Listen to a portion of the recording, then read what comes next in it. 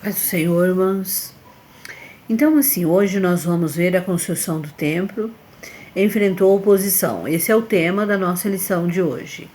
A verdade prática vai trazer que, se confiarmos verdadeiramente em Deus, venceremos todas as resistências do maligno. O inimigo, ele tenta a todo instante nos prejudicar. Ele tenta a todo instante fazer com que a gente desista. Mas o que nós, enquanto filhos do Senhor, temos que fazer? Nós temos que avançar. Nós não podemos parar. As adversidades que nos sobrevêm, ela não pode nos fazer parar, muito pelo contrário. As adversidades têm que nos fazer mais forte, nos fortalecer para que possamos agir.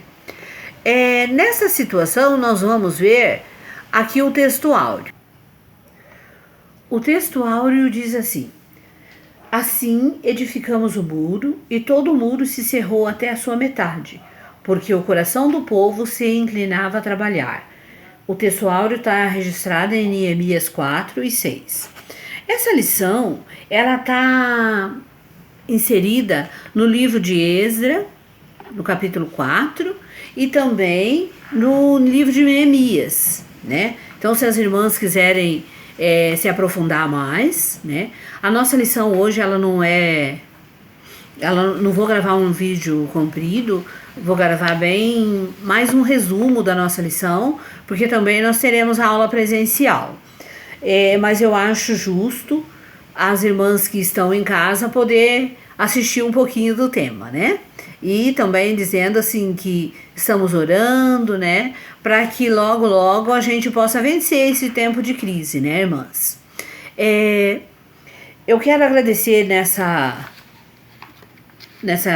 nossa aula de hoje, agradecer o Carlos que me ajudou a tirar umas dúvidas com relação ao rei Ciro, né? E a esse Josué que traz a nossa lição. Que Deus abençoe a sua vida, Carlos. Irmãs, o que nós vamos ver na nossa lição de hoje? Que quando o povo começou a reconstrução, né, do templo, os samaritanos, eles moravam ali por perto, ali nas redondezas, como se dizia, né? E daí, quando eles souberam que a casa do Senhor estava sendo reconstruída, que os muros estavam sendo reerguidos, e que a cidade estava sendo reconstruída, eles foram lá com muita inveja e com muita ira, e também com fingimentos, colocaram que eles poderiam também ajudar a reconstruir, porque afinal de contas eles também amavam o Senhor. Mas Zorobabel, né, que era o responsável, né, o líder político na época, que era responsável pela reconstrução, ele disse que não, que eles não podiam ajudar, porque não era mesmo, na verdade não era propósito de Deus que eles ajudassem. Aí o que os samaritanos fizeram? Eles se colocaram num posicionamento de inventar situações, criar mentiras, para que os reis, no caso, mais o rei Ciro, né, que tinha dado a ordem para que se reconstruísse, para que o rei voltasse atrás na decisão que ele tinha tomado. Porque assim, por que o rei Ciro foi usado por Deus para falar assim, que se reconstruam os muros, que se ergam os muros e o templo do Senhor? Porque isso era a vontade de Deus. O rei Ciro, ele só teve essa atitude porque também Deus estava no coração de Ciro, né? Deus, ele moveu o coração de Ciro. Ciro era conhecido também como o Grande, né? Foi Deus que fez o milagre do despertamento no coração de Ciro. Deus usa instrumentos para cooperarem com ele, mas o autor do despertamento é quem? É o próprio Deus. Por isso, o despertamento é um mistério. Isaías profetizou a respeito de um rei chamado Ciro antes desse Ciro nascer. Mas sabe quantos anos? Mais ou menos 150 a 200 anos antes de Ciro nascer, já tinha uma profecia que Isaías tinha profetizado a respeito dele. E Ciro também, ele é chamado de Messias, ungido por Deus. Ele foi o único personagem não judeu chamado de Messias. E assim, Ciro, no capítulo 45, do 1 ao 4 de Isaías, vai trazer toda umas palavras de promessa sobre a vida de Ciro, sobre tudo que o rei Ciro iria fazer. Mas tudo isso estava ali por quê? Porque ia ser necessário que levantasse um homem na terra para que viesse a dar a ordem para que Jerusalém fosse reerguida. Mas para que o templo de Jerusalém fosse reerguido, era necessário o quê? Era necessário que um rei poderoso fizesse. E essa ordem partiu de quem? Do Ciro, lá da Pérsia. Quando os samaritanos souberam da ordem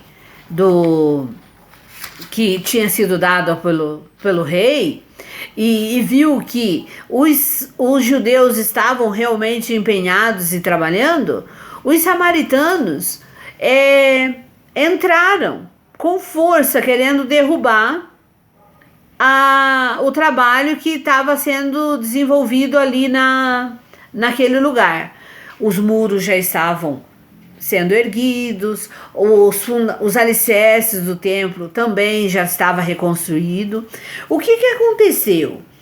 Quando houve o término dos alicerces, quando lançaram-se os alicerces, o povo fez uma festa e houve muito júbilo, muita alegria. Até no Salmo 136, você vai ver lá que vai falar sobre porque a sua benignidade dura para sempre. Daí vai trazer um aparato de situações louvando e exaltando a benignidade do Senhor. Mas daí o que aconteceu? A alegria dos judeus levantou uma ira, uma inveja no coração dos samaritanos, que procuraram o rei e disse: olha, não construa, não ajude, não dê apoio ao povo, porque eles mesmos vão fazer com que você perca poder. E daí o que aconteceu? O rei mandou parar. Então, por isso que a nossa lição diz que a construção do templo enfrentou oposição. Irmãs, uma das coisas que nós temos que ver é que assim, sempre vão ter circunstâncias. Quando os samaritanos se levantaram contra, e daí a construção parou, nós vemos o quê? Parou por quê? Parou porque os judeus não resistiram à oposição dos inimigos e pararam a reconstrução do templo. Mas assim, nós devemos manter a nossa confiança em Deus e não nos importarmos com as circunstâncias. Apesar das circunstâncias, apesar das dificuldades, nós confiamos no Senhor. O que nós podemos utilizar para que a nossa confiança não se perca? Nós devemos orar. A oração vence a resistência do maligno. Se nós orarmos, nós venceremos. Sempre, irmã. Se nós orarmos, venceremos qualquer situação. Porque o nosso Deus é o Deus que ouve a nossa oração. A união também vai vencer essa resistência. Irmãos, se nós estivermos unidos, se os judeus estivessem unidos e fossem lá procurar o rei Ciro e falasse tudo que era para falar: olha, acontece que é dessa forma, os samaritanos estão usando de mentiras, estão usando de situações que não são verdadeiras, mas eles tinham autoridade de Deus para fazer isso? Não. Por quê? Zorobabel estava fazendo por si próprio E Josué, o sumo sacerdote, que não é aquele Josué lá de Moisés, é um outro, ele estava com as vestes dele manchadas. E quando nós estamos com a nossa vida não correta, com a nossa vida falha, nós não vencemos. O inimigo que triunfa em nós. Então, o que nós temos que fazer? Fazer com que a nossa vida esteja aos pés do Senhor. A bravura também, aqui diz que a bravura vence a resistência. Vai vencer a resistência de Satanás. Por quê? A bravura, o que é essa bravura? É vigiar, é orar, é lutar como fez Neemias. O que eles faziam? Com uma mão o povo trabalhava e com a outra eles empunhavam a espada. Caso o inimigo viesse, eles estavam preparados. Irmãs, nós temos que estarmos preparadas. Temos que estar vigilantes, porque Deus nos fará triunfar em todas as situações. Nós temos que nos cuidarmos com esse vírus, mas nós temos que ser vigilantes, fazendo o quê? Utilizando máscara, cuidando da nossa saúde, nos alimentando bem. E o que vai acontecer conosco? Nós iremos vencer esse período. Amém, irmãs?